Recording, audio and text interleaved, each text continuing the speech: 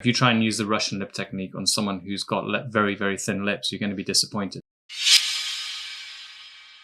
So after the analysis, you're then in the realm of choosing your technique. So this is the bit, a lot of people have skipped everything up to that and they're just going straight for the technique. Really, your technique should be specifically built around everything we've just learned from our patient. So we're trying to assemble the ideal technique.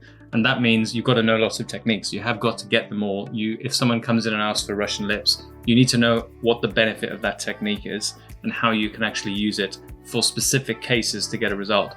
What I definitely should avoid is trying to use the same technique on everyone, because it just doesn't work. And you'll find this out rapidly that, if you try and use the Russian lip technique on someone who's got very, very thin lips, you're going to be disappointed. There just isn't the room to create that with that technique. So you need to build it up and do it a different way.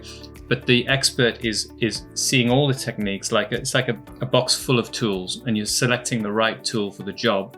And that also applies to the products that you use and the instruments that go on the end of your needle. So are you using a needle, a cannula, what size, what length of needle?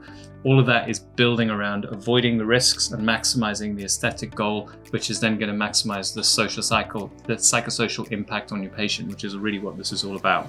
So first step is you need to know your techniques and what the benefits of them are. Now, I have a different experience to the next injector. If I talk to one of my colleagues who've been injecting for a similar length of time, they will have a different opinion on the pros and cons of each technique.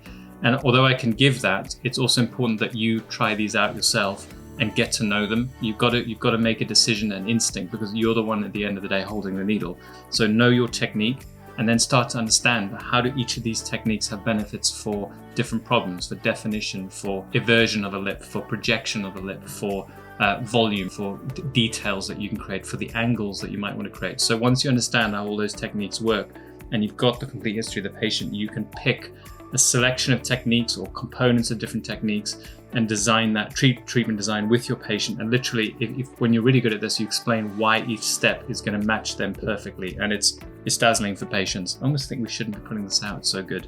But anyway, that's what you should do.